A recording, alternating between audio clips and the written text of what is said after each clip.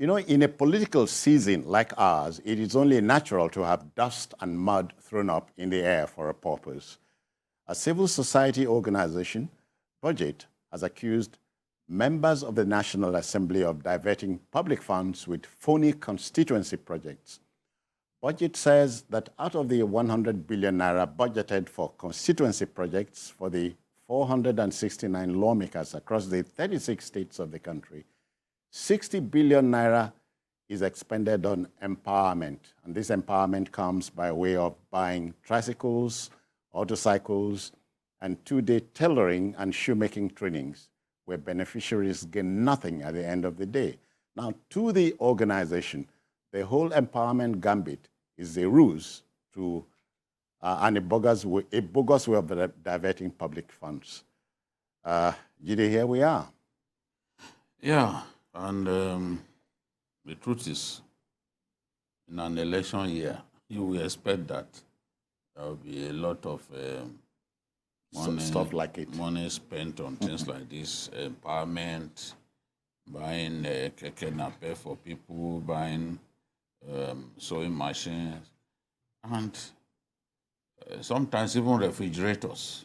They share refrigerators to people, but for constituency projects that compete with the Federal Ministry of Works and Housing for the funds that are not really there, you will expect that money will be spent on projects that are long-lasting, like roads, like even hospitals, things that are enduring in nature, that year on year you will see them and you will remember that it's this particular lawmaker that facilitated the siting of those projects. Even schools, for example, in my hometown, for example, you see the state of the secondary school in the town. And that secondary school is the first in the local government. It used to be a district. It's the first, and it came about through communal efforts. All right. But if you see the state of infrastructure in the school, you will burst into tears. As we speak. Yes. Now, the ideal thing is for lawmakers from that area to say, look, this school shouldn't be in this decrepit state. Let me do something about it. Spending 60 billion naira on empowerment, on things that sometimes they even sell those things off. You give a motorcycle to someone, the next time you see him, he has sold it off. We should be talking about tangible and enduring projects. Like the school, for example, you can say, okay, you are building language laboratory for maybe a tertiary institution in that in your constituency. Maybe they have a polytechnic and their mass comm department is just struggling, to put his foot on the ground. You can say, okay, I'm building a language lab for the mass comm department of this polytechnic in my community. People will appreciate it. Yeah. That will be helping even TED Fund, so that TED Fund can then spend his money on other things like research and the rest. But is spending billions of naira on empowerment items. I've even seen, I think there was a lawmaker that donated wheelbarrows to his constituents. Spending billions on empowerment, freezers, generators, freezers, hair dryers. Those they don't last. And in my view, they should be setting up even skill acquisition centers with the money at their disposal. The skill acquisition center will yield a lot of young people Multiplying effect, as you yes, say. who will have been trained and they can stand on their own. Yeah. They don't have to rely on government. You know, the sort of thing that NYC now does. You know, during our time, the NYC was not doing that. But they now do it. They're teaching people skills so that they don't have to be looking for white-collar jobs all over the place because they are not there. Yeah. Yusuf, you are wondering why now for budget? Is it because it's an election year and so on and so on? No, I don't think so, because if you have followed budget over the years, it usually comes out either around December or January every year. And consistently, every year it has always been like this, whether election time or election year or not. What I've seen is this thing we call constituency projects. When you trace the history down, it's strange to us until I think 1999, and when this idea came up, I think it was meant to get the buy-in of the federal lawmakers and all that. And before you know it, it became a conduit pipe for stealing public funds. You remember Jubril, that young man from Kano, the lawmaker from Kano, when he raised the alarm at that time. It's a yearly cycle, and now it has become something like a normal thing. And when you look at our budget every year, the National Assembly parts the budget heavily every year. You get my point? Yeah. And you see this president, complaining, but he will still sign it. You understand me? Signs with tears. Whatever, sign either happily or reluctantly. The moment you append your signature, you have signed it. Yeah. And the law doesn't know whether somebody was signing with tears or signing with, celebration. The moment you append your signature, it has become a law, because that's the appropriation act for that year. So look at last year, look at the year before, year in, year out. Under this president, it's the same story. The president before him, it was the same story. The president before that one, it was the same story. So since 1999, it has been a terrible, tool for stealing, the Commonwealth, and both in the two arms of the National Assembly. So it's not limited to the House of Reps. The National Assemblyman you talked about was Ahmed Lawan. No, not Ahmed Lawan. It's Jubril. Okay, Jibril. Who loves to wear white, Okay.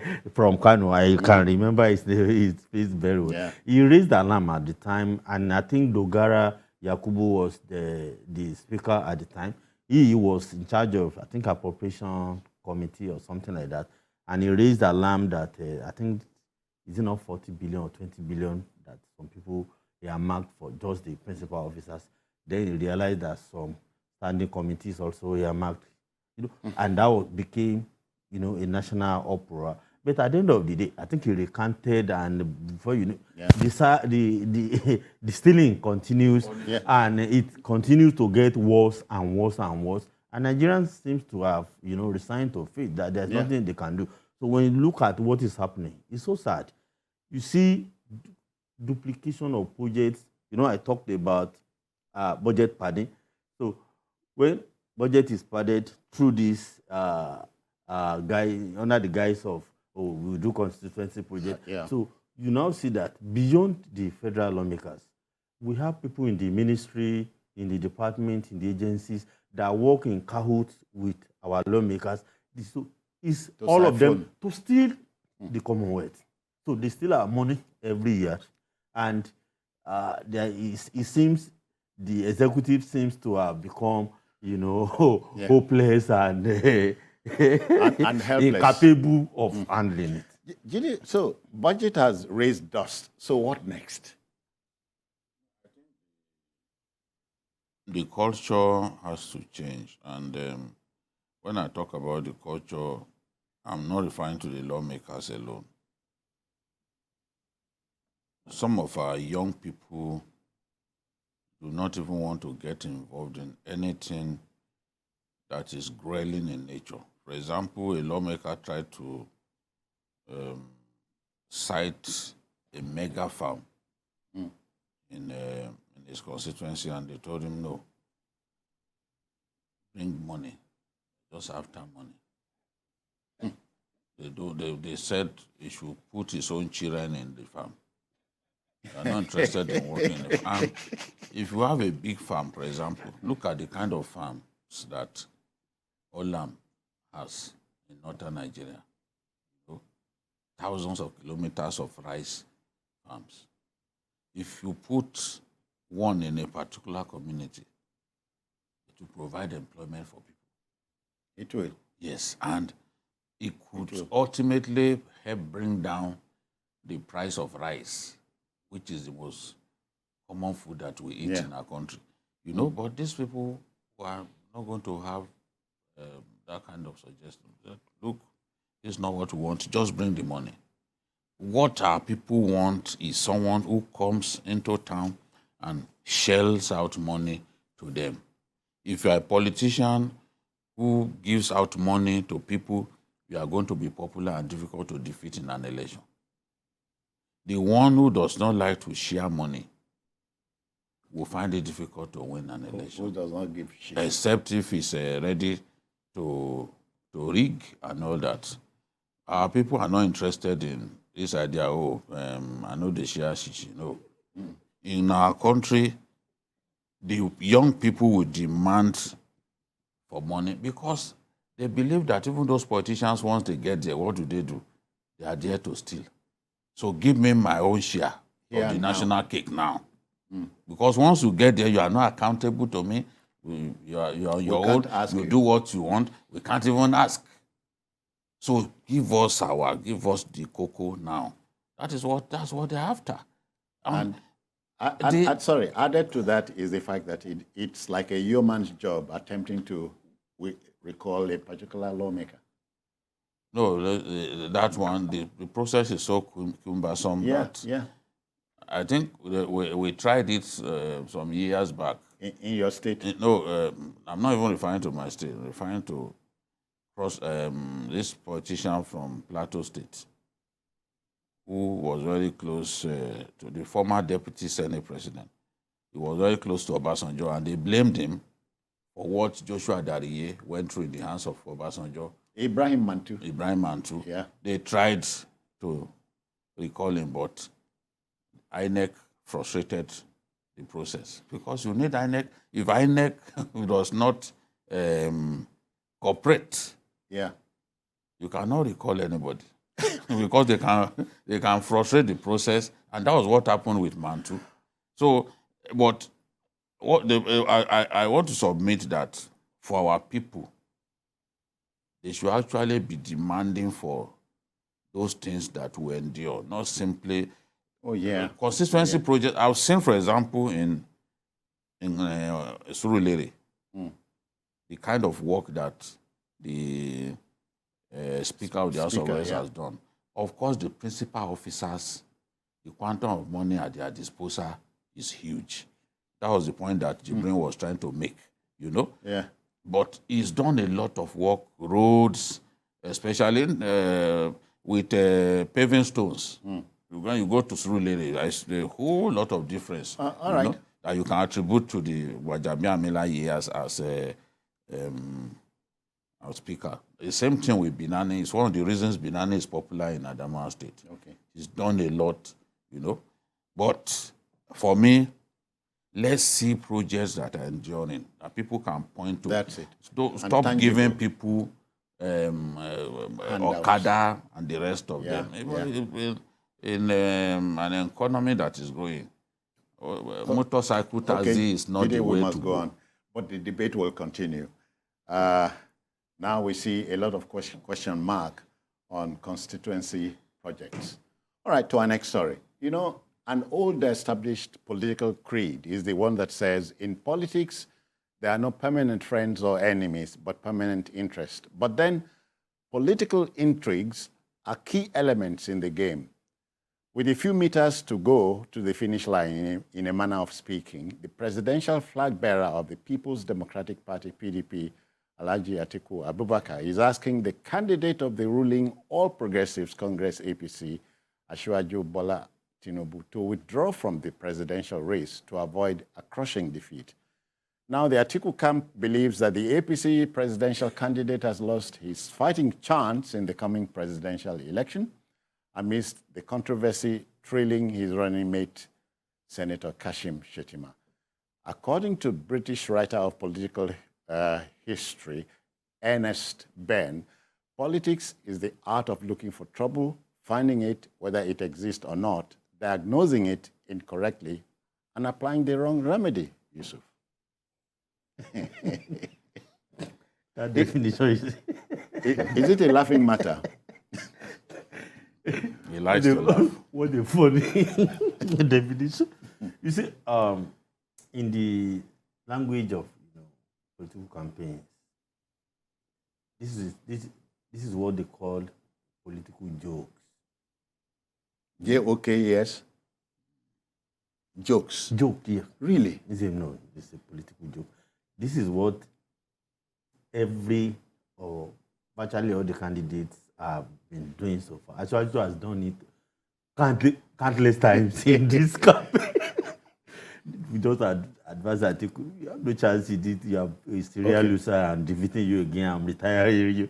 So yeah. The other time you see somebody saying Atiku and Asiwaju should go and sit and give a younger person. Another day, you see all the front runners, all the contenders should step down, for the pretenders, all sorts of things. And at a particular time, we heard somebody had stepped down for somebody, and the man said, no. See, until the day of the election, you cannot predict what will happen. Anything is possible. Some will plant information that, so person is not as withdrawn from the race. You need to come back. So this is the kind of things we continue to see, because even the person saying this knows 100% in his heart that it is impossible. As long as there is no issue of death, nobody can stop Asiwaju from contesting this election. You get my point? So Atiku himself knows it. Even when Asiwaju said Atiku should not come, Asiwaju knows that to come and contest. So it's a joke. And it's meant for entertainment, They love the theatrics when they are campaigning. They want to make people feel happy, entertained, and those are the kind of things. It reminds me. It doesn't make any sense in the real sense of it. It reminds me of Adams Oshomole in his heydays. All right. Jide, we talk about political histrionics. This must be one of them. Blowing hot and cold. Except that, there is a bit of ironic twist to this advice given to Asiwaju to get out of the race.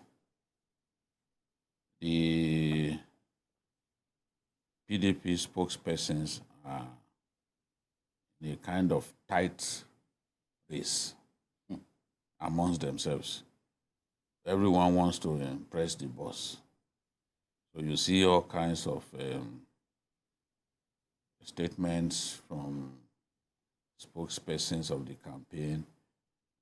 There was even one that I saw accusing Asiwaju of encouraging his aides to be abusing the president. So, and I'm like, what is your business with what happens in their party? If somebody abuses the president, that person is from the APC. Why is it a concern to you that you now issue a statement regarding that, saying that Asiwaju is telling his aides to abuse President Buhari? Now, the strategy is clear that if they can push President Buhari, they can give the impression that, look, the man that you are supporting, whom you want to see succeed you, does not respect you. He's telling his people to abuse you.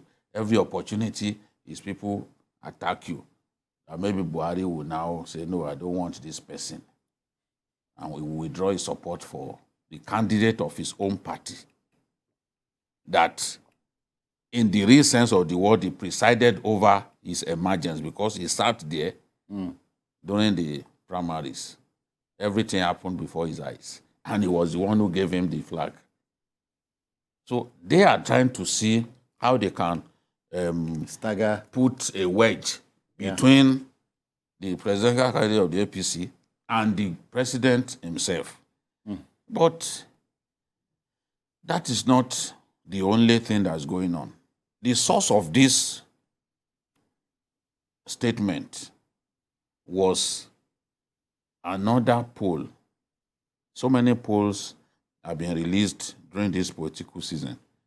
There is a next year poll showing the candidate of the Labour Party ahead of the others. Yeah, I've seen it. There are 4 of them, 4 top contenders now.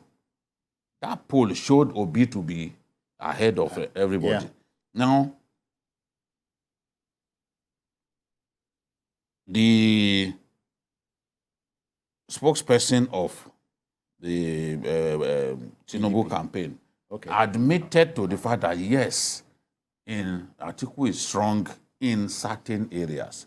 They then latched upon that, yes, he has admitted that Atiku is very strong in this area. This is a catchment area. This is impregnable in this area.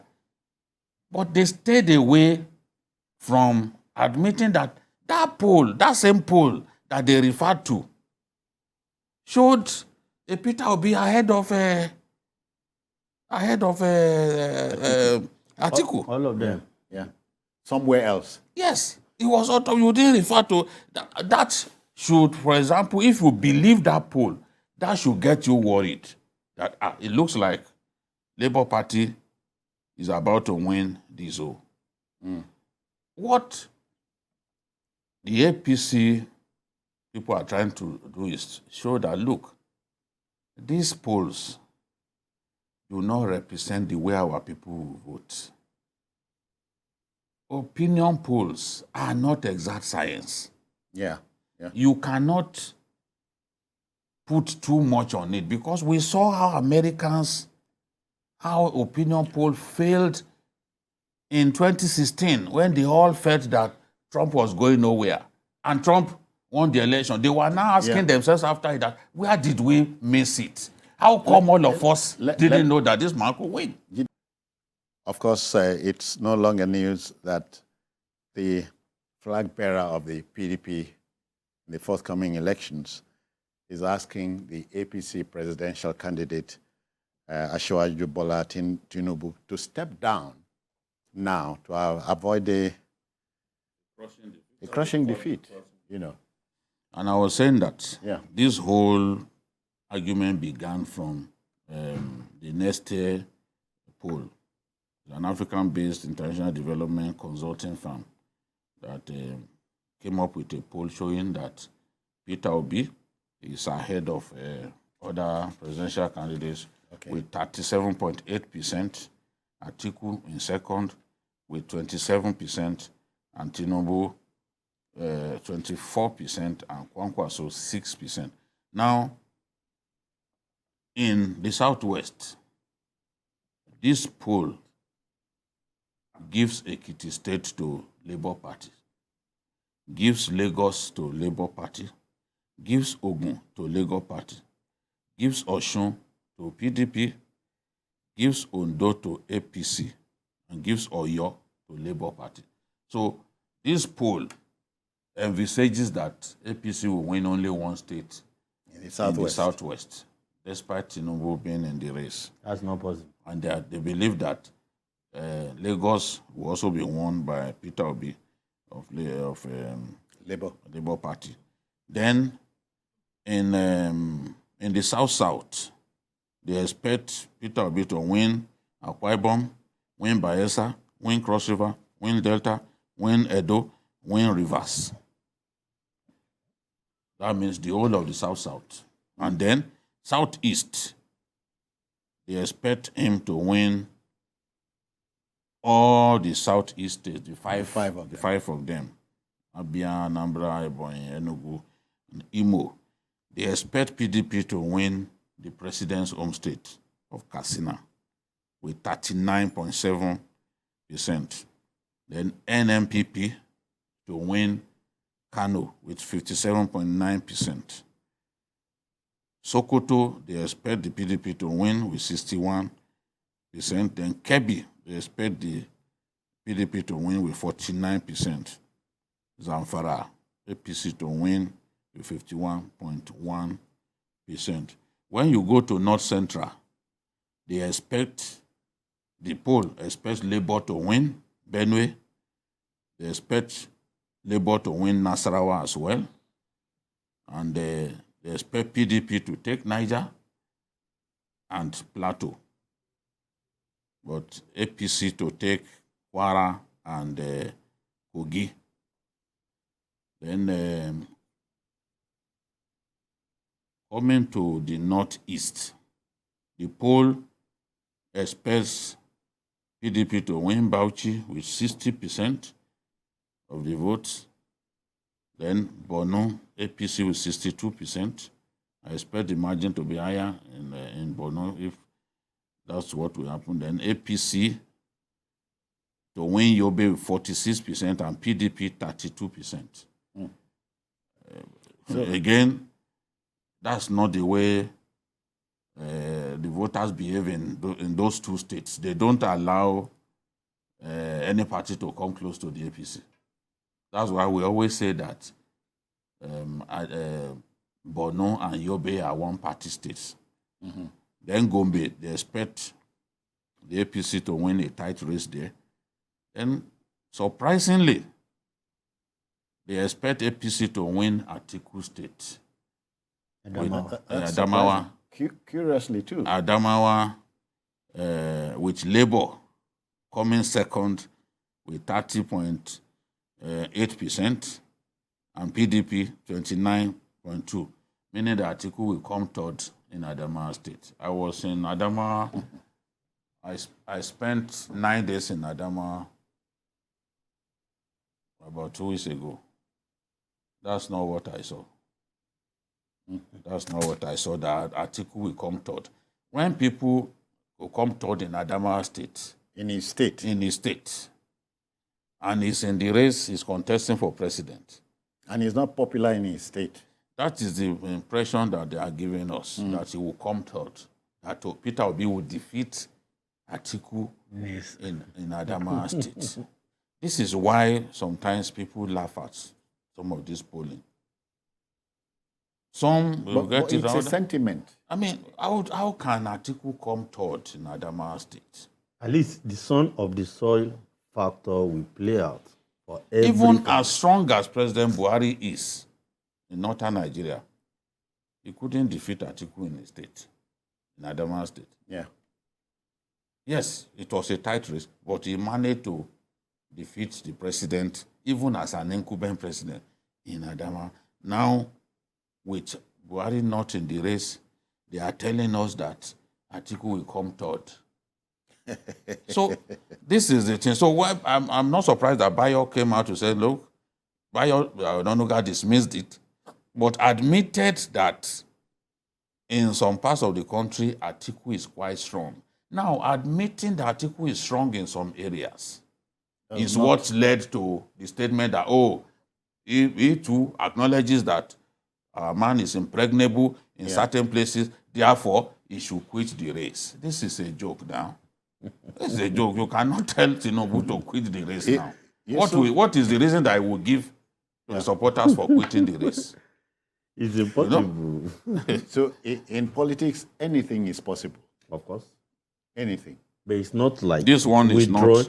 It's not like withdrawing from the race. Asking Asiwaju to withdraw from the race. How will you achieve that? No, how will you achieve that?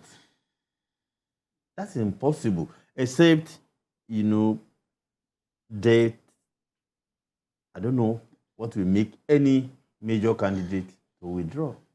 All right. Even no court case can stop it. Well, the viewer must not forget there are 18 presidential candidates in all. So the voter is king in all of this, regardless of the poll stars.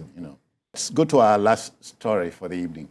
As the scarcity of new Naira notes continues to stifle economic activities countrywide, Kano State Chief Executive Abdullahi Ganduje has weighed in on the unhealthy development.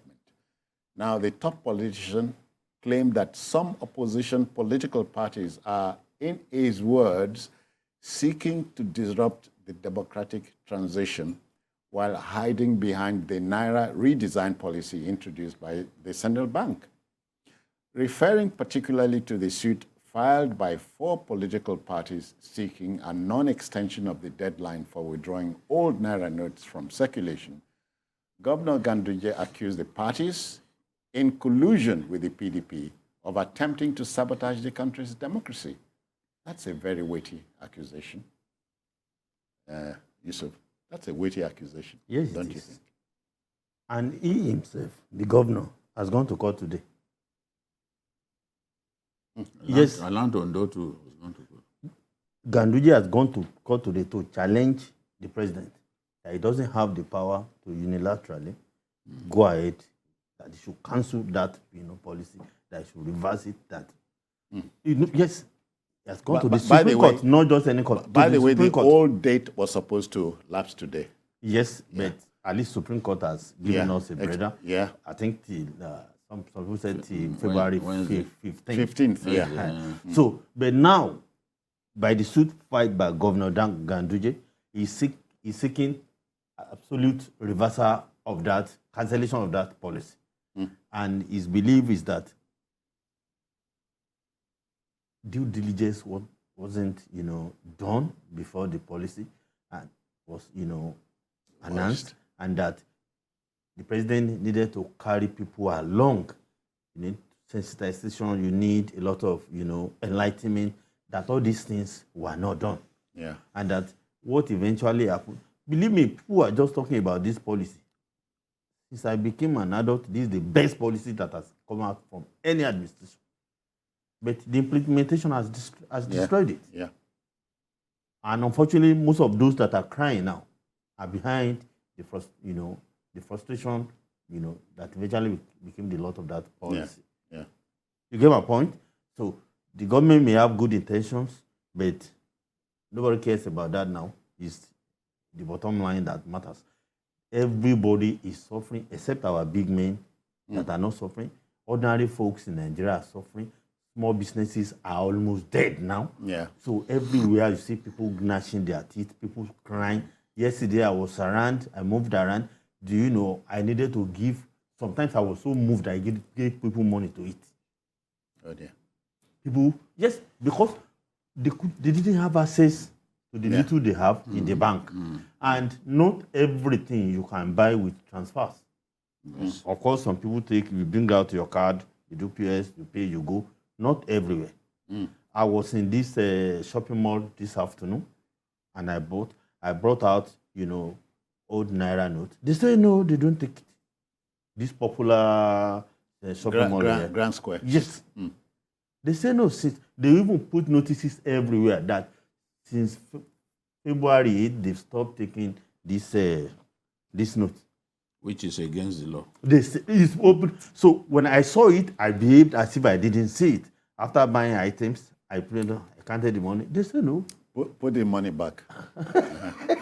Even that one that is holding. Yeah. Even that one that is holding. If you know hold well. It's difficult to lay your hands on it. This. Yeah. So what he has that is flaunting before our eyes can easily disappear in this studio. That's not what I suspected. So it's a good advice that you gave me. Yeah. No, but GD, seriously, we have become a country of conspiracy theorists. And you are wondering if this is us. Because in 1974, this same President Buhari, 84, then a military 84, man, he changed currency. But it was not, it didn't carry this much hula balloon. Yes, Nigeria is equal to compare Nigeria of 1984 to this time. The rapid expansion of our population Yeah. You will feel it everywhere. You feel it everywhere.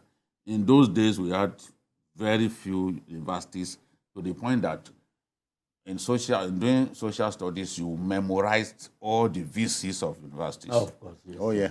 How many VCs can you That time, remember now? I remember? We said you know? 13 governors of that. I mean, I did 19 So, so things have 19 changed. plus Things have federal. changed. The fact that something succeeded in 1984 does not mean that at this time you can come up with it and expect that you will experience the same level of success. The country is a much bigger country now than that time, you know. So, and the wickedness of the people who rule us and the people who come up with policies is that they see something done in another country. They come here, they say, let's do this. Yeah. Without thinking or bearing in mind some of the problems associated with the implementation of even that one in this country, in the country where they borrowed the idea. Of course, India came up with something similar to this in 2016. They even did it on a bigger scale. There are two highest denominations. They withdrew them suddenly. And what they withdrew amounted to about $360 billion. They were looking to catch counterfeiters. They were looking to catch people who are hoarding money in their homes. That they felt were hoarding money in their homes. A lot of them not paying tax. But at the end of the day, all right. At the end of the day, hold on a bit.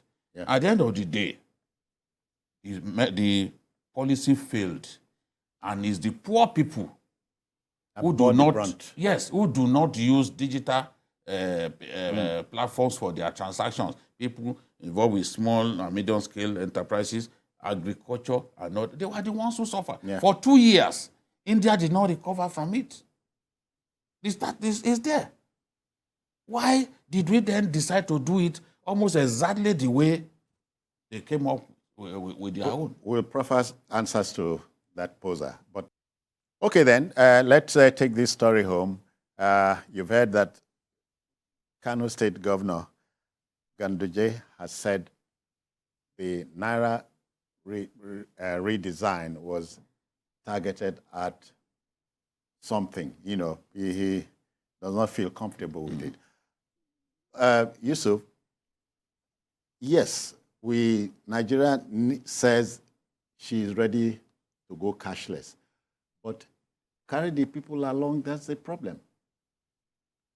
No, I think with the experience we've had in the past few weeks, I don't think we are ready for cashless economy. What I saw, people really suffered. Then our banking infrastructure is not that strong enough. Yeah. It has been proven now. If we didn't know before, now we know. You get my point? You see many people making transfers that will never enter, even days, weeks after.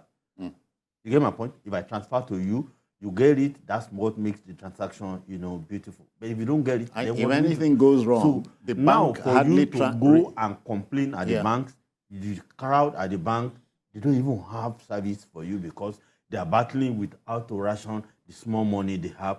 In some banks, if you are carrying their ATM, you collect 5,000. If you are not carrying their ATM, you collect 2,000. The system has been programmed. Yeah. So you have whatever you have there does not matter. It's what they can give you that you get. So when you go to that bank to complain, nobody will even attend to you. You think good policy, but then poor implementation. Poorly executed. That's the problem. Poorly executed. No, I have never complained about it. In fact, when they first came up with this idea, I supported it. But the more I saw the pains Nigerians are going through, the more I voted in my heart against this. And my issue is even the time scale. Yeah. What was the CBN governor thinking that within this short period? Because I was in Yola. Access Bank has only one branch in Yola. And the kind of people that I saw in the banking hall, some could not even get inside. At that time, what were people doing? Trying to deposit their money. But to even get inside, because war. a lot of these places, they don't have enough banks. The World Bank reported in 2021 that Nigeria shut 628 bank branches. Some of them, the banks will say, oh, they are not profitable, they shut them. So we have lost a lot of branches to insecurity and all that. All right. 628 branches. We must go. We must go. But thank you. Yusuf? Keep your money. I think before we need to make the point that, yes, the Council of State is an advisory body to the president. Yeah. But they gave the advice today. Look, recirculate the old notes and print more. You can't continue to lie to Nigerians that you have enough.